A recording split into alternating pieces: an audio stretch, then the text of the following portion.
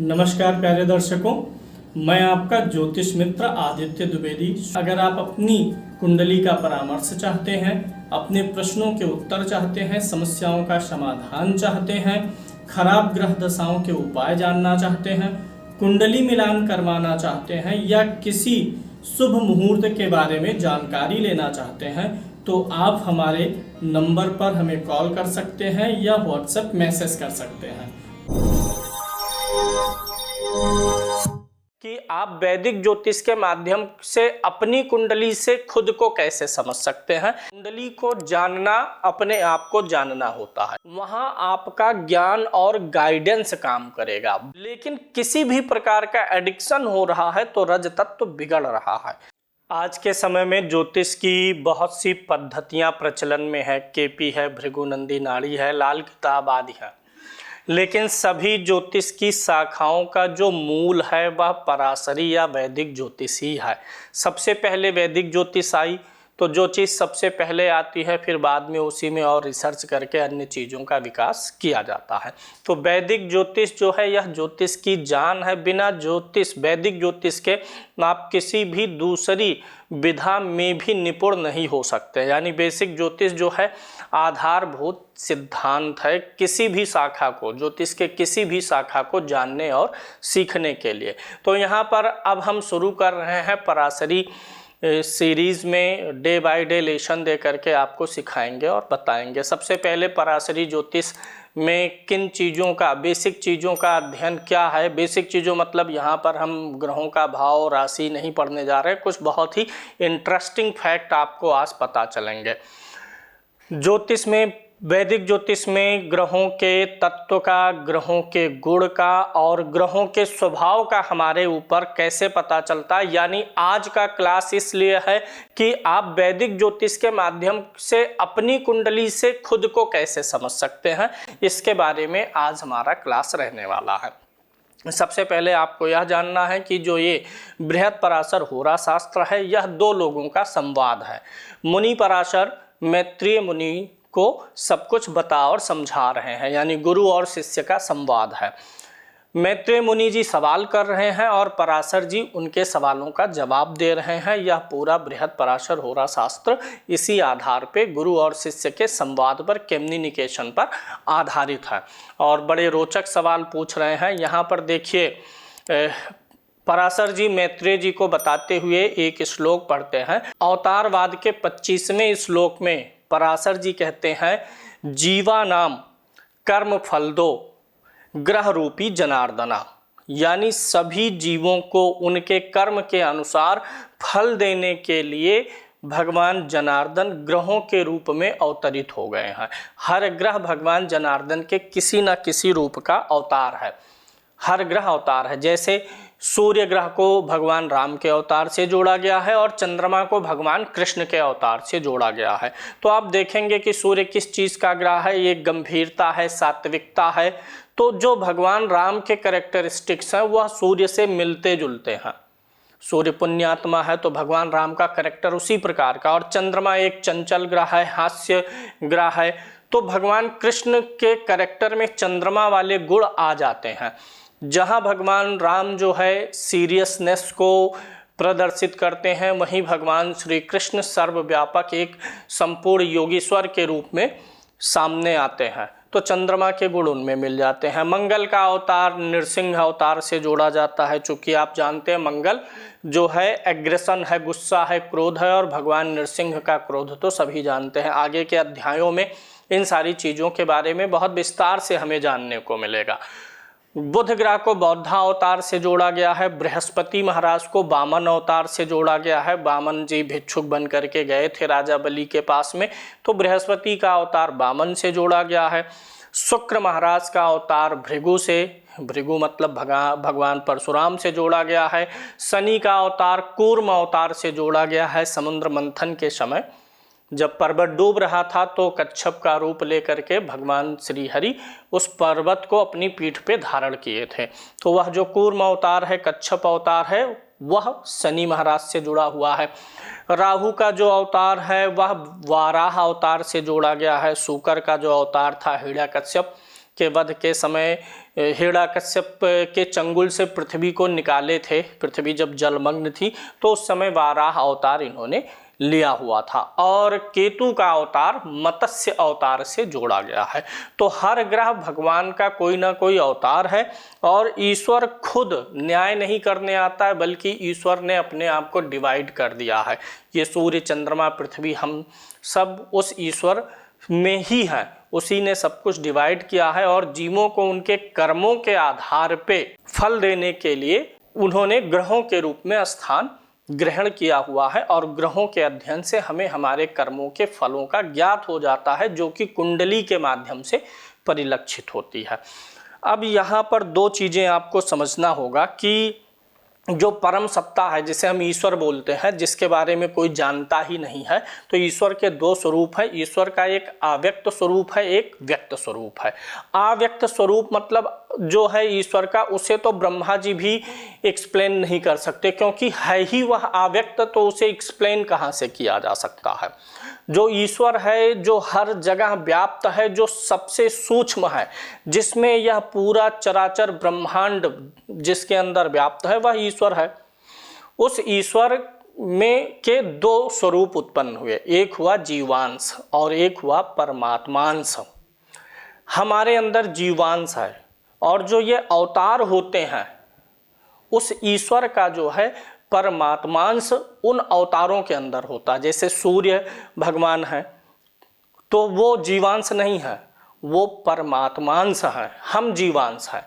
तो ये जो परमात्मांश होते हैं, ये जीवांशों को उनके कर्मों के हिसाब से फल देने का काम करते हैं। सृष्टि की व्यवस्था इसी अनुसार चलती है। तो जब सृष्टि की व्यवस्था बनाई गई, तो उस समय जो ईश्वर अव्यक्त रूप में था, उसे व्यक्त करने के लिए पराशर मुनि ने कुंडली का निर्माण किया। जहाँ से सारी व्यवस्था निकल रही है, उसको हम काल पुरुष बोलते हैं। जो अव्यक्त ईश्वर है, जिसके बारे में हम कुछ जान और समझ नहीं सकते हैं, जब उसी को एक कल्पना दिया गया, ऋषियों ने एक इमेजिन पावर लगाई और कल्पना करके बनाना चाहा कि ये ईश्वर को अगर हम डिफाइन करें मनुष्यों के कल्याण के लिए, तो ये ईश्वर कैसा होगा, तो उसका नाम निकल के आया काल पुरुष। कुंडली देखते समय आपने बहुत बार सुना होगा, ये काल पुरुष की कुंडली, काल पुरुष की कुंडली, काल पुरुष की कुंडली। तो ये काल पुरुष की कुंडली से ही तो सारी कुंडलियां निकली हैं। मेष लगन की कुंडली बनती है, उसी मेष लगन की कुंडली को हम रोटेट करते हैं तो दूसरी कुंडलियां बनती हैं। शुरुआत कहाँ से होती है? मेष से ही। उसी मेष को रोटेट कर दिए, कभी कर्क को लगन मान लिए, कभी वृश्चिक को मान लिए, कभी कुंभ को मान लिए, तो रोटेट जो हो रही है वो मेष लगन की ही कुंडली हो रही है। इसलिए मेष लगन की कुंडली काल पुरुष की कुंडली कहलाती है, क्योंकि वो शुरुआत है। तो है क्या, ये जो 12 राशियां बनी और कुंडली के जो 12 घर बने, 12 घरों में 12 राशियों को रखा गया। मेष से सिर, वृषभ से चेहरा, गला, मिथुन से हाथ, सीना, इस प्रकार से जो 12 राशियां रखी गई, मीन तक, पैर तक 12 राशियां जो रहीं, ये काल पुरुष का यानी उस ईश्वर का एक व्यक्त स्वरूप तैयार किया गया। यानी आपकी जो कुंडली है ना, वो ईश्वर का ही स्वरूप है। हम ईश्वर से अलग नहीं हैं, जो हम हैं वही हमारी कुंडली है। अपनी कुंडली को समझ लेना ईश्वर को समझने जैसा होता है। आपने सुना भी होगा, अगर किसी व्यक्ति को मोक्ष चाहिए, व्यक्ति को बहुत आध्यात्मिक उन्नति चाहिए, तो व्यक्ति स्वयं को जान ले। सेल्फ रियलाइजेशन जब हो जाता है, जिसको आत्म साक्षात्कार बोलते हैं, तो उसके बाद व्यक्ति को सत्य का ज्ञान हो जाता है। जीवन क्या है, मृत्यु क्या है, आत्मा क्या है, परमात्मा क्या है, इन सारे चीज़ों का ज्ञान कब होता है? आत्म साक्षात्कार के बाद।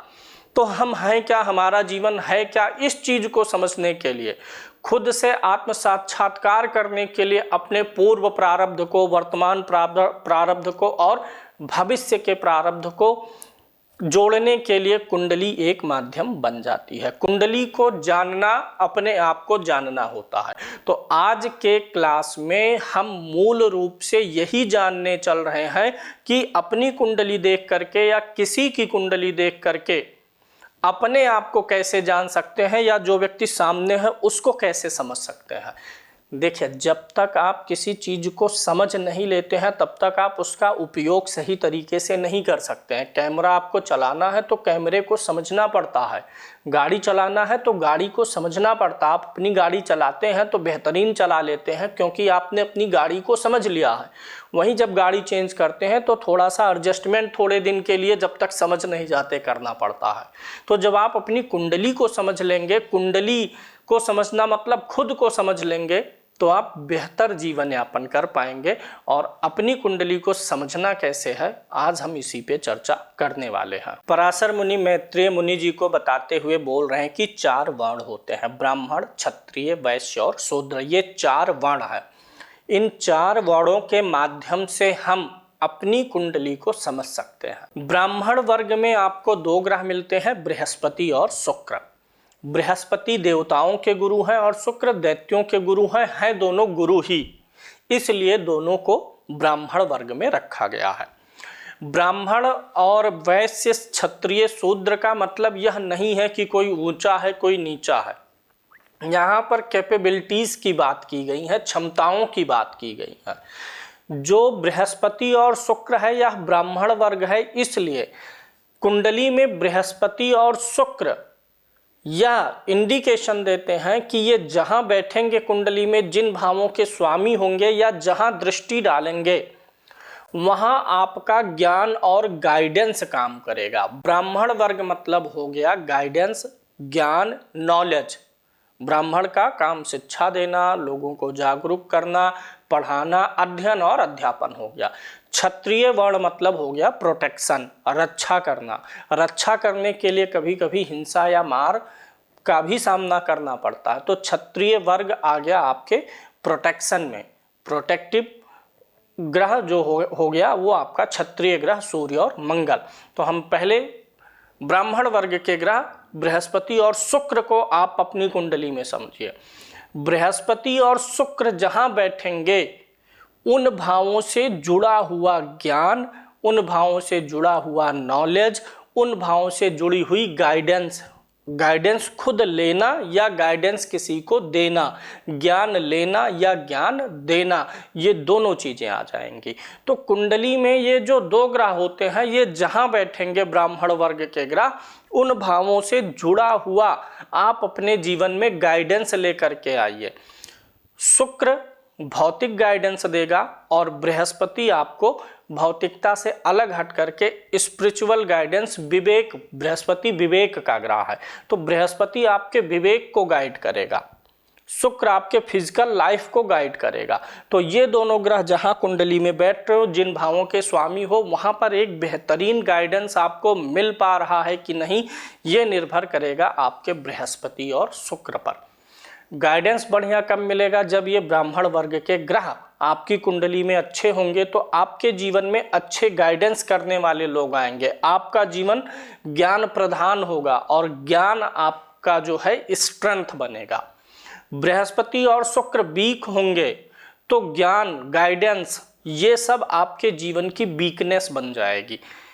सूर्य क्या है, राजा है, चंद्र मंगल क्या है, सेनापति है। राजा और सेनापति हमेशा क्या करते हैं, प्रोटेक्ट करते हैं, राज्य की रखवाली करेंगे, अनुशासन बनाएंगे। इनका काम क्या है, चूंकि राजा और सेनापति हैं तो पूरे राज्य को कंट्रोल करना, हिफाजत करना, सुरक्षा करना इनकी जिम्मेदारी है। इसीलिए सूर्य और मंगल कौन से ग्रह हो जाते हैं, क्षत्रिय वर्ण के ग्रह हैं। तो सूर्य मंगल कुंडली में जहां बैठेंगे, जिन भावों के स्वामी होंगे, जहां दृष्टि डालेंगे, वहां आपकी कुंडली में ये प्रोटेक्ट करेंगे, आपको एक प्रोटेक्टर के रूप में ये बनाने का प्रयास करेंगे। अगर सूर्य मंगल कुंडली में अच्छे होंगे तो आप अपनी ताकत का, अपने बल का, क्षत्रिय से संबंध बाहुबल से भी होता है, तो सूर्य मंगल अच्छे होंगे तो आप अपने बाहुबल का उपयोग प्रोटेक्शन में करेंगे, लोगों की रक्षा में, सुरक्षा में। आप अपने परिवार की, जमीन जायदाद की, घर की, अपने अधिकारों की रक्षा कर पाएंगे। वहीं अगर ये खराब होंगे तो आप अपने घर, जमीन जायदाद, परिवार, खुद का मान सम्मान, इन सब की तो हमें सुरक्षा करनी पड़ती है। तो इन सबको आप अच्छे से आपकी कुंडली देख करके आप समझ सकते हैं कि क्या आप अपने अधिकारों की सुरक्षा कर पाएंगे कि नहीं कर पाएंगे। यह कुंडली का आपका सूर्य और मंगल बता देगा, क्योंकि ये क्षत्रिय वर्ण के ग्रह हैं। जहाँ ये कुंडली में बैठेंगे, जहाँ के स्वामी होंगे, जहाँ दृष्टि डालेंगे, वो स्थान, उन स्थानों से जिन चीज़ों का विचार होता है वो उन चीज़ों के माध्यम से आप अपने जीवन में ये सूर्य और मंगल के एलिमेंट को ज़्यादा प्रभावी बना सकते हैं, सुरक्षात्मक कर सकते हैं। वैश्य होता है अगला वर्ण। वैश्य वर्ग में चंद्रमा और बुध आ जाते हैं। चंद्रमा और बुध दोनों वैश्य वर्ग के हैं। अब वैश्य वर्ग का तात्पर्य क्या है? जिसको डील करना बढ़िया से आता हो। डील कहीं लेना है या डील कहीं देना है। भाई यह संसार पूरा डील पे ही चल रहा है, बिजनेस पे ही चल रहा है। आप किसी के लिए कुछ काम करेंगे, वह बदले में आपको कुछ देगा। गिव एंड टेक पे ही यह पूरा संसार चल रहा है। किसी की कोई ज़रूरत है, किसी की कोई ज़रूरत है, दोनों ज़रूरत एक दूसरे के बदले में कुछ ना कुछ एक दूसरे की मदद करते हुए डील करते हैं लोग। तो बुध और चंद्रमा वैश्य ग्रह हैं, इनके अंदर डील लेने और डील देने की क्षमता होती है। क्या आपके अंदर किसी भी विषय, वस्तु, व्यापार, कलाबाजी, किसी भी चीज़ को लेकर के डील करने की क्षमता है कि नहीं है? ये आपकी कुंडली का बुध और चंद्रमा बता देगा। अगर चंद्रमा वीक होगा, चंद्रमा किस चीज़ का ग्रह है? इमोशन का। और बुध किसका ग्रह है? कैलकुलेशन का, गणितबाजी का, तर्क का। चंद्रमा अच्छा होगा और बुध अच्छा होगा तो आप डील लेने देने में, व्यापार लेने देने में, इंपोर्ट एक्सपोर्ट में निपुण होंगे, क्योंकि चंद्रमा इमोशन है। व्यापार में इमोशन और कैलकुलेशन दोनों जरूरी है। लाभ हानि का गुणागणित आना चाहिए, समझ होनी चाहिए जो आप डील ले रहे हैं वह लॉन्ग टर्म में कैसा फायदा करेगा, नहीं करेगा। और व्यापार में कभी कभी इमोशंस भी प्रयोग होते हैं। तो क्या आप अपने व्यापार में अच्छा हिसाब किताब, गुणागणित, लाभ हानि कैलकुलेट कर पाएंगे? ये बुध बताएगा। और क्या इमोशन को सही तरीके से डील कर पाएंगे? ये चंद्रमा बताएगा। चंद्रमा इमोशन से जुड़ी हुई डीलिंग को देगा और बुध आपके टर्न ओवर को लेकर के, हिसाब किताब को लेकर के डीलिंग देगा। दोनों बैलेंस होना चाहिए। अगर चंद्रमा गड़बड़ है ना तो बहुत बार अपने इमोशन के नाते, भावनाओं के नाते आपको आपके डील में, व्यापार में नुकसान होगा। बुध कमजोर होगा तो गुणागणित के कारण से नुकसान होगा। तो इन दोनों ग्रहों को समझ के आप अपनी लाइफ में इम्प्रूवमेंट ला सकते हैं कि कुंडली में ये कैसे बैठे, कहाँ से मुझे वीकनेस मिल रही है। वहीं शनि शूद्र वर्ण का ग्रह है। शूद्र वर्ण का काम आप जानते हैं, सर्विस बताया गया, सेवा देना बताया गया है। सेवा लेना और सेवा देना। जो सेवा देना जानता है वही सेवा ले भी पाएगा। जो कभी अच्छा नौकर रहा होगा वही कभी अच्छा मालिक बन पाएगा, ये हम सबको पता है। तो शनि क्या करता है? सर्विसेज देता है। शनि सेवा देने का काम है और इस संसार में हर कोई सेवा ही दे रहा है। आप नौकरी कर रहे हैं तो भी किसी को अपनी सेवाएं दे रहे हैं, बिजनेस कर रहे हैं तो भी आप कोई ना कोई सर्विस या गुड्स तो देंगे ही। हर चीज़ में सर्विस की ज़रूरत है। किसी ने आपसे कुछ परचेज किया, फिर उसके बाद उसको सर्विस तो देना होगा उस सामान वगैरह के लिए। तो क्या आपकी कुंडली में ये चीज़ आ रही है निकल के कि आप अच्छी सर्विस दे पाएंगे?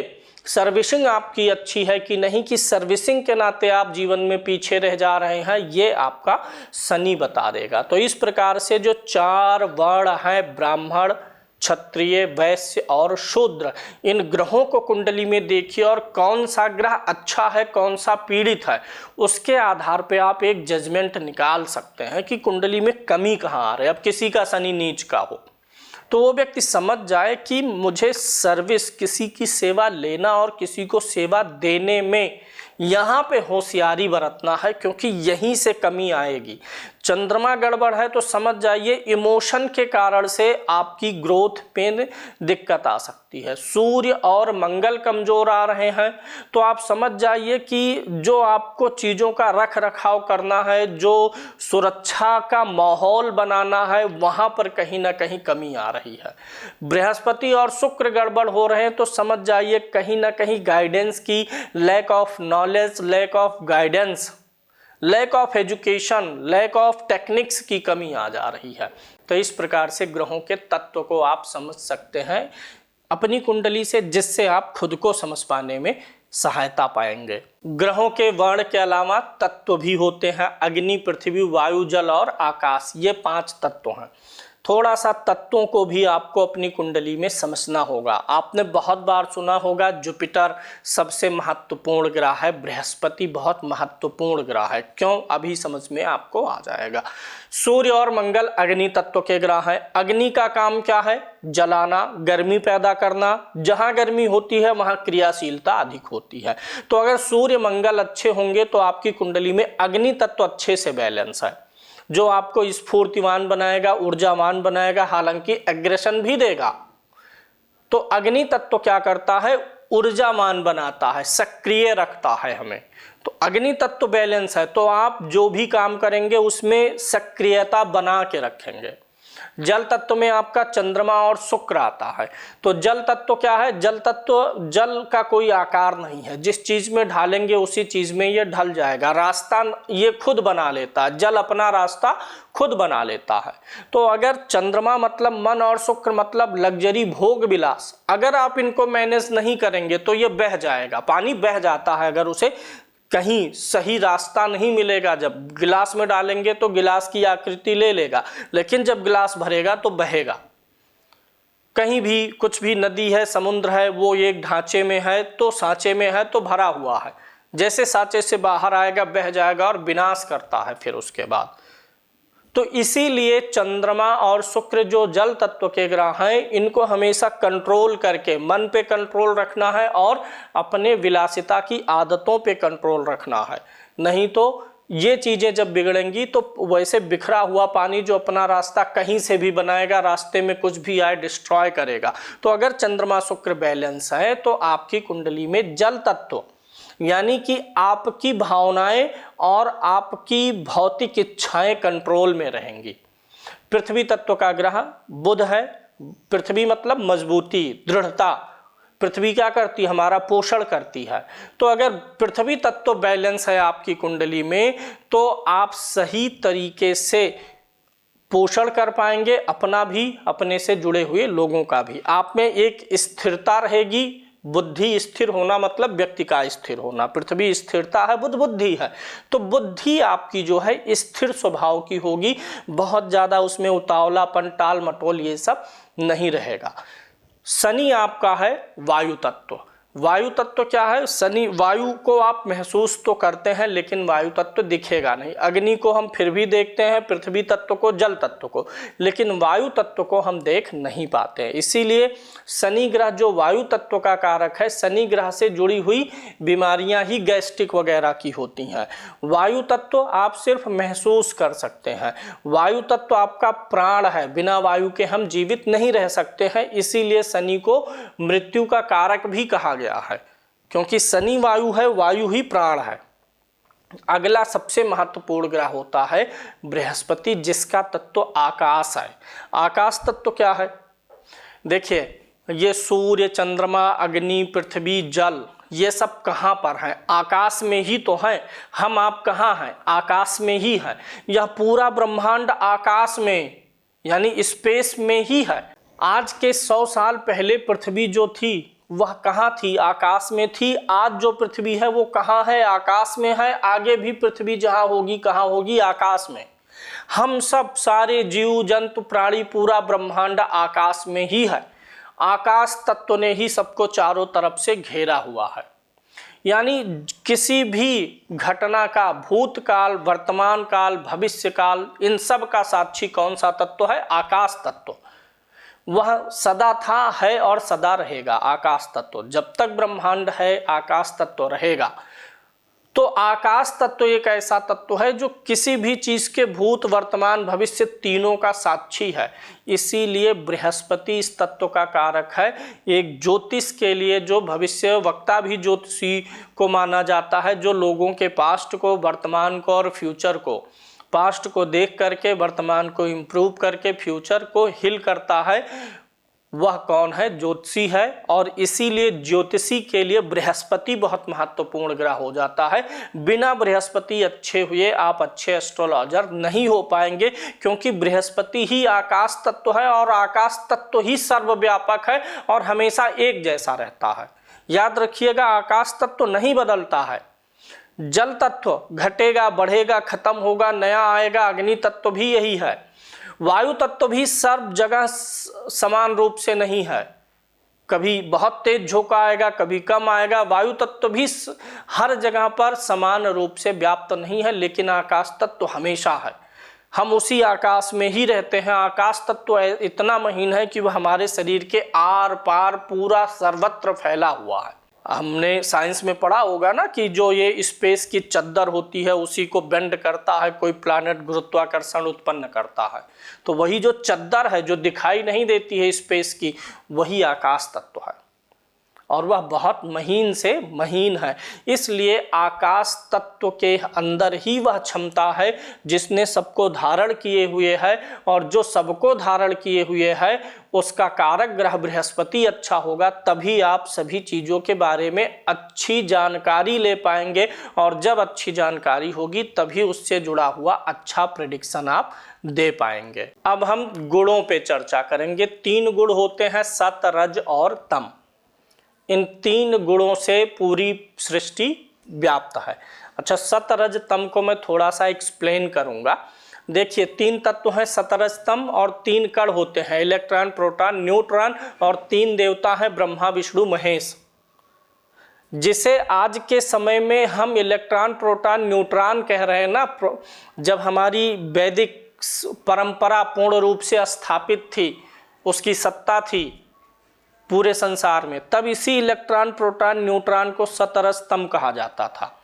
और कहते हैं ना कि कण कण में ईश्वर व्याप्त है, ब्रह्मा, विष्णु, महेश हर जगह है। तो आपको भी ये पता है कि हर जगह इलेक्ट्रॉन, प्रोटॉन, न्यूट्रॉन है। अणु अणु के अंदर, परमाणु के अंदर इलेक्ट्रॉन, प्रोटॉन, न्यूट्रॉन। तो ये इलेक्ट्रॉन, प्रोटॉन, न्यूट्रॉन ही ब्रह्मा, विष्णु, महेश हैं, और यही जो है हर जगह हर कण कण में विद्यमान है। अब इलेक्ट्रॉन, प्रोटॉन, न्यूट्रॉन के भीतर जाएंगे, फोटॉन और अन्य पार्टिकल आएंगे। ऐसे सूक्ष्मता में जाते जाते एकदम से सूक्ष्म में सूक्ष्म, जहां हम कभी जा ही नहीं सकते, इतना सूक्ष्म जो है वही ईश्वर है। तो ये इलेक्ट्रॉन, प्रोटॉन, न्यूट्रॉन को ही ज्योतिष में सत, रज और तम कहा गया है। अब हम इन 3 गुणों को अपनी कुंडली में कैसे अप्लाई कर सकते हैं और खुद को कैसे समझ सकते हैं, इस पे विचार करते हैं। सत क्या होता है? सत तत्व में आपके सूर्य आएंगे, चंद्रमा आएंगे और बृहस्पति आएंगे। ये 3 ग्रह सत तत्व को रिप्रेजेंट करते हैं। सत मतलब जो सात्विक हो, जो परोपकारी हो, संतोष की भावना जिसमें हो, स्वार्थ ना हो, स्वार्थ रहित हो, अपने पराये से ऊपर उठ करके निर्णय लेने की क्षमता हो। भैया 2 लोग आ गए, आपको डिसीजन देना है, एक उसमें से आपका प्यारा है, तो जो प्यारा है उसने गलती भी की हुई है तो आप उसकी गलती छिपा रहे हैं, आप जो है पक्षपात कर रहे हैं डिसीजन लेने में। आपका बच्चा बच्चा, दूसरे का बच्चा बच्चा नहीं, तो आपके अंदर सत तत्व जो है वो बिगड़ा हुआ है। किसी की भी कुंडली में सत तत्व अच्छा होगा, सूर्य, चंद्रमा, बृहस्पति अच्छे होंगे, तो ऐसे व्यक्ति के अंदर सात्विकता होगी। सात्विकता मतलब ये नहीं होता कि आप लहसुन खाए, प्याज नहीं खाए, लहसुन प्याज इन सबसे नहीं, मतलब आपके आचरण में वो चीज आनी चाहिए, आपके कर्म में वो चीज परिलक्षित होगी। जब आप न्याय करने बैठेंगे तो परोपकारिता रहेगा, स्वार्थ नहीं रहेगा, दया की भावना रहेगी, अपने पराये से ऊपर उठाने की क्षमता रहेगी।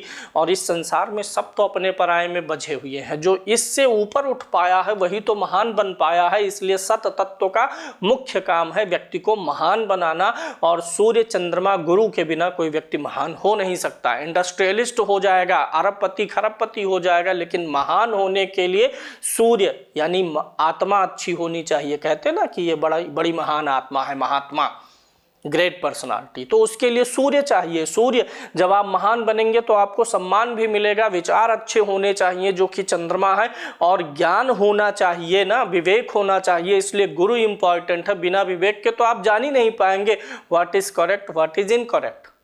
तो इसीलिए सूर्य चंद्रमा गुरु सत तत्व के हैं, और ये अच्छे होंगे तो आप एक महान व्यक्ति बनने की क्षमता रखेंगे। आप सत तत्व से भरे हुए हैं, अच्छे और बुरे का भेद करना जानेंगे, ईमानदारी, परोपकारता, सेल्फलेसनेस आपके अंदर रहेगी। बुध और शुक्र आपके राजसी तत्व के ग्रह हैं। राजसी तत्व जो होता है ये अपने पराये में उलझता है, अच्छे और बुरे का भेद अपने लिए करता है। राजसी तत्व वाले को क्या चाहिए, वो किसी को नुकसान नहीं पहुंचाना चाहता है, लेकिन अपना हित साधता है। उसे अच्छी चीजें चाहिए, अच्छा वैभव चाहिए, अच्छा दिखना चाहिए, मतलब थोड़ा दिखावटीपन रहेगा। सत तत्व वाले किसी को दिखाने के लिए कुछ नहीं करते हैं, रज तत्व वाले लोगों को दिखाने के लिए चीज़ों को करते हैं। जैसे मान लीजिए कि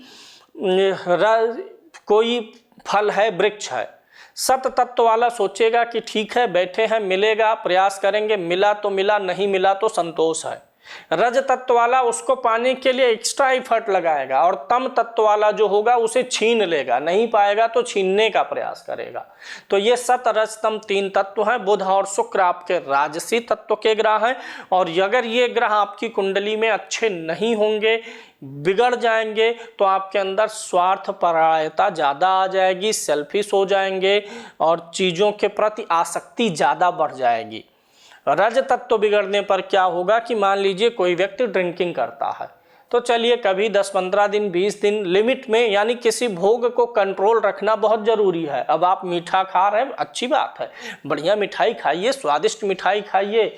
ईश्वर ने इस संसार में आप आए हैं, भोग के लिए आए हैं, भोग करिए, मोक्ष की प्राप्ति दोनों ये आपको साथ ही करना है। बिना भोग के मोक्ष संभव ही नहीं है भाई। जब तक आप किसी चीज़ को भोगेंगे नहीं तब तक उससे आपका मन हटेगा नहीं। मन हटेगा फिर उसके बाद मोक्ष की यात्रा शुरू होती है।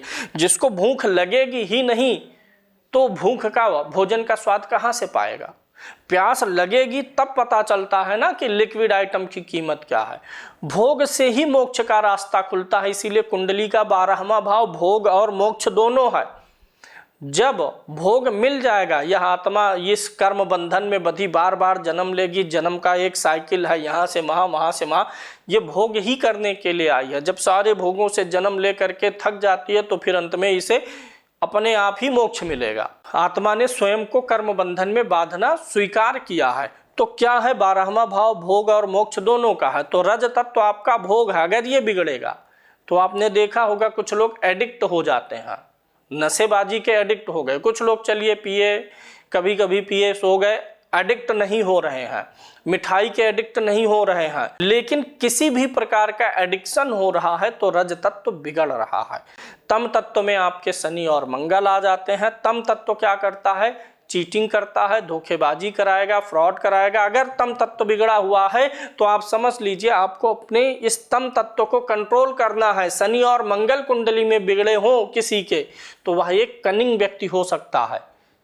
खुद को भी समझिए अपनी कुंडली के माध्यम से, या किसी की कुंडली आपके सम्मुख आई हुई है तो उस कुंडली को देख करके खुद आइडिया लगाइए कि वह व्यक्ति कैसा है। उसी हिसाब से आपको उसके साथ डील करना। किसी का भी कुंडली में तम तत्व बिगड़ा है, मंगल और शनि बिगड़े हुए हैं, बड़ी जिम्मेदारी उनको मत दीजिए, ना बड़ा भरोसा उनके ऊपर करिए, क्योंकि उनके अंदर स्वार्थ है, चीटिंग कर सकते हैं, अपना ही ज़्यादा सोचेंगे। तो इस प्रकार से तम तत्व को भी, सत रज तम, इन तीनों तत्व के ग्रह को कुंडली में एनालिसिस करिए। कौन से तत्व वाले ग्रह पीड़ित हो रहे हैं, उन चीज़ों से जुड़ी हुई चीज़ें आपके जीवन को बिगाड़ सकती हैं या बना सकती हैं, ये आपको ध्यान रखना चाहिए। तो आज हमने आपको एक तो बता दिया ग्रहों के वर्ण के बारे में, तत्व के बारे में और गुण के बारे में। अब आपका जो लगन है, लग्नेश है, उसके आसपास में, लग्न और लग्नेश के आसपास में, या लग्न और लग्नेश जो है उसको देखिए वह किस तत्व का है, किस वर्ण का है, किस गुण का है, वही स्वभाव आपके अंदर आएगा। अग्नि तत्व के ग्रह सूर्य और मंगल अगर लगन के समीप में है, तो अग्नि ज़्यादा एक्टिवेट रहेगी, व्यक्ति को एग्रेशन आएगा। अगर शुक्र और गुरु लगन के आसपास में है या लगन में है, तो गुरु और शुक्र क्या है, ये ब्राह्मण वर्ग के हैं, ऐसा व्यक्ति ज्ञान लेने में निपुण रहेगा। शुक्र है तो उसको भौतिकता का ज्ञान अधिक रहेगा, कोई चीज़ बनाना, डिजाइन करना, भौतिक चीज़ों में विकास का। गुरु है तो जीवन को गाइड करने का। तो ये लगन के आसपास होना, लग्नेश के आसपास होना, चंद्रमा पे किस तत्व का प्रभाव है, किस अन्य ग्रह की दृष्टि आ रही है। चंद्रमा पे शनि की दृष्टि खराब मानी जाती है, युति खराब मानी जाती है। क्यों? विष दोष मान लिया जाता। चंद्रमा जो है एक सत तत्व का ग्रह है और शनि जो है एक तम तत्व का ग्रह है। चंद्रमा प्रकाश है, शनि अंधकार है। तो जब इन सारी चीज़ों को मिला के इंटरप्रिटेट करेंगे, हर युति में कुछ अच्छा है, कुछ बुरा है। जहां अच्छे की मात्रा अधिक होती है उस युति को हम अच्छा मान लेते हैं, जहां बुरे की मात्रा अधिक आती है उस युति को बुरा मान लेते हैं। तो चंद्रमा शनि में पॉजिटिवनेस कम रह जाता है, डार्क साइड ज़्यादा हो जाता है। तो ये आपकी पहली क्लास गुणों पे आधारित थी, जहां से आप स्वयं को, अपनी कुंडली को समझने में मदद पाएंगे।